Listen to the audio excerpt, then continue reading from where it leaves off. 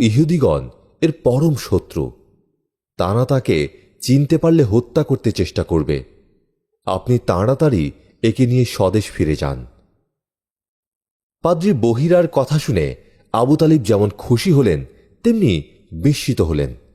তিনি মালপত্র বেশ ভালো লাভে বিক্রি করে তাড়াতাড়ি ভাতিজা মোহাম্মদ সাল্লাল্লাহু আলাইহি সাল্লামকে নিয়ে দেশে ফিরে এলেন।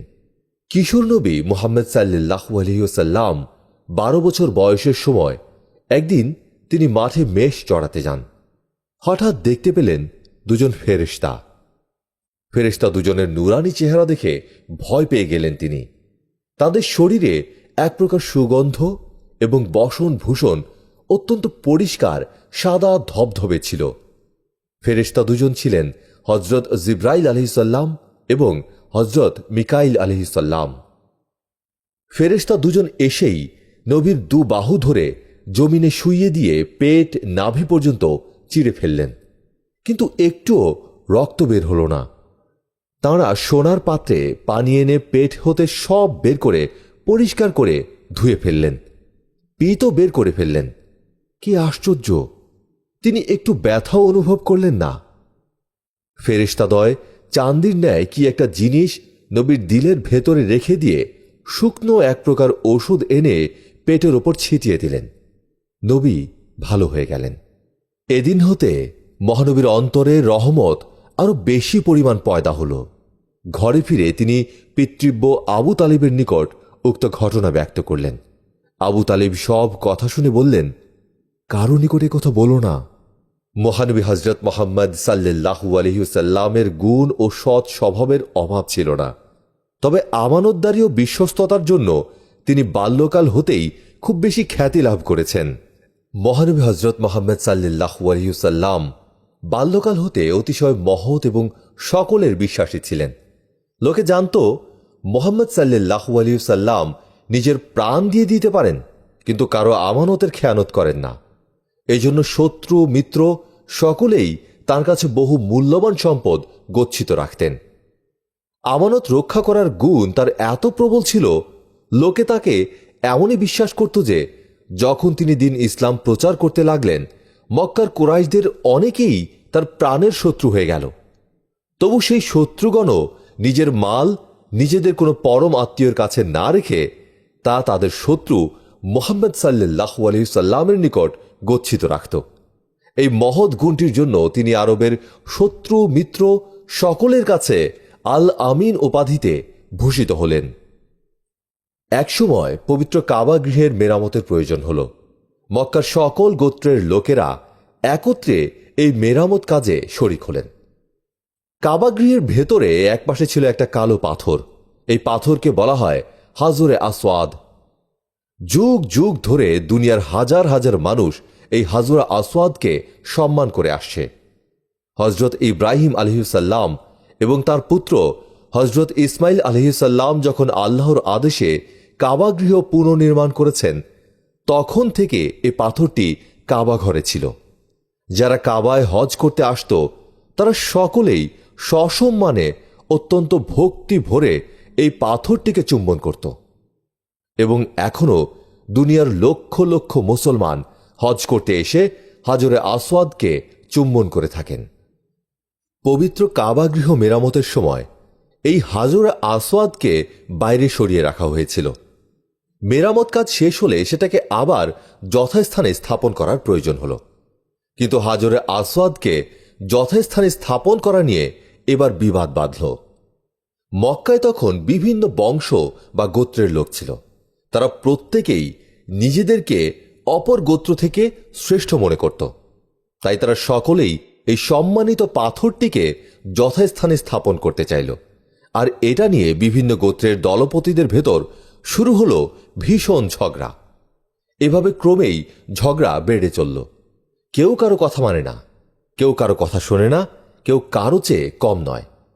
এমনকি তর্ক বিতর্ক শেষে ভীষণ দাঙ্গা হাঙ্গামা বাঁধার উপক্রম হল। অবশেষে ঠিক হল একজন ভালো লোককে এ ব্যাপারে সালিশ মানা হবে, কিন্তু সকলেই তাদের নিজেদের দলের লোককে সালিশ মানতে চায়।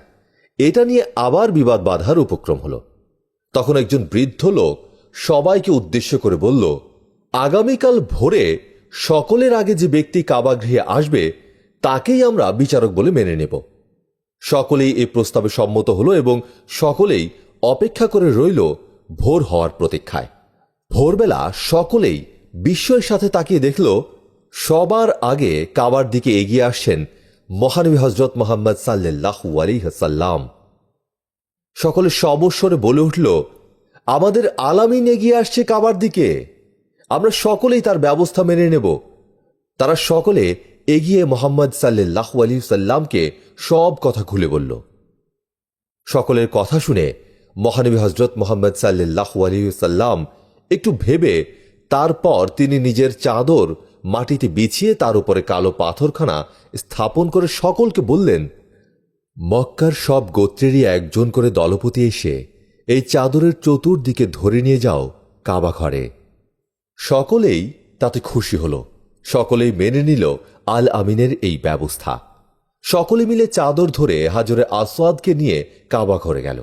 তখন হযরত মুহাম্মদ সাল্লাল্লাহু আলাইহি ওয়াসাল্লাম পাথরটা উঠিয়ে যথাস্থানে রাখলেন। এভাবে মহানবী কুরাইশ কাবিলাগুলোর মধ্যে আসন্ন যুদ্ধের আশঙ্কা দূর করে দিলেন। পাথর রক্ষিত চাদরটাকে সকলে ধারণ করায় সব গোত্রের গৌরব সমানভাবে রক্ষা পেল। সবাই মহানবীর এরূপ তীক্ষ্ণ জ্ঞানের পরিচয় পেয়ে শত মুখে তার অপূর্ব বুদ্ধিমত্তার প্রশংসা করতে লাগল। মহানবী হযরত মুহাম্মদ সাল্লাল্লাহু আলাইহি ওয়াসাল্লামের চাচা আবু তালিবের সংসারে পোষ্য ছিল অনেক, কিন্তু একা আবু তালিবের উপার্জনে সংসারে অভাব অনটন লেগেই থাকত। মহানবী হযরত মুহাম্মদ সাল্লাল্লাহু আলাইহি ওয়াসাল্লামের ব্যবসা বাণিজ্যে যথেষ্ট অভিজ্ঞতা ছিল, কিন্তু মূলধনের অভাবে তিনি কোনো ব্যবসাও করতে পারছিলেন না। অবশেষে মহানবী একজন ধনবান ব্যক্তির মেষ ও ছাগলের পাল চড়ানোর কাজ গ্রহণ করলেন। পাহাড়ে পাহাড়ে, জঙ্গলে ধারে, মাঠে প্রান্তরে ছাগল আর মেষ চড়াতে থাকেন তিনি। মানুষ তাকে নবী বলে চিনতে না পারলেও অবোধ পশুগুলো চিনতে পেরেছিল। তাই ভেড়া ও ছাগলগুলো তার বড় বাধ্য, বড় অনুগত হয়ে পড়েছিল। তাকে সেগুলো চড়াবার জন্য যথেষ্ট কষ্ট করতে হতো না। তারা আপনা আপনি চড়ে বেড়াত, আর মহানবী এক জায়গায় বসে আল্লাহর চিন্তা করতেন। উপরে অসীম আকাশ, নিচে বালি আর পাথরকুচি, গাছপালা, দুপুর রোদে দুনিয়া আগুন হয়ে ওঠে, চারদিক খা খা করে। মহানবী তারই মাঝে একা বকরির পাল চড়িয়ে বেড়ান, কোনো দুঃখ কষ্ট নেই। তার মাথার উপর একখণ্ড মেঘ তাকে ছায়া দিয়ে থাকে। ছাগল ভেড়াগুলো তাকে ঘিরে ঘাস খায়। সেকালে মক্কায় এক পুণ্যশীলা ধনবতী নারী বাস করতেন। তার নাম ছিল বিবি খাদিজা। খাদিজা রাদিয়াল্লাহু তাআলা আনহা বিধবা মহিলা ছিলেন। তার পিতা খুয়াইলিদ ধনী ব্যবসায়ী ছিলেন। পিতার মৃত্যুর পর খাদিজা রাদিয়াল্লাহু তাআলা আনহাই পিতৃ ব্যবসায়ের মালিক হন। খাদিজা রাদিয়াল্লাহু তাআলা আনহার স্বামীর মৃত্যু হওয়ায় তার সম্পদও খাদিজা রাদিয়াল্লাহু তাআলা আনহার হাতে আসে। তার বিরাট ব্যবসায় ছিল। দেশ ও বিদেশে তার কারবার বিস্তৃত ছিল। বেতনভোগী কর্মচারী দ্বারা তার এই ব্যবসা চলত। তারা মক্কা থেকে ব্যবসার পণ্য নিয়ে সিরিয়া ও অন্যান্য রাজ্যে গমন করতেন। বিভিন্ন দেশে এসব পণ্য বিক্রয় করে আবার ওই সকল দেশ হতে নানা ধরনের পণ্য সামগ্রী নিয়ে মক্কায় আসতেন। খাদিজা রাদিয়াল্লাহু তাআলা আনহার এই বিরাট ব্যবসা পরিচালনার জন্য একজন যোগ্য লোকের প্রয়োজন দেখা দিল।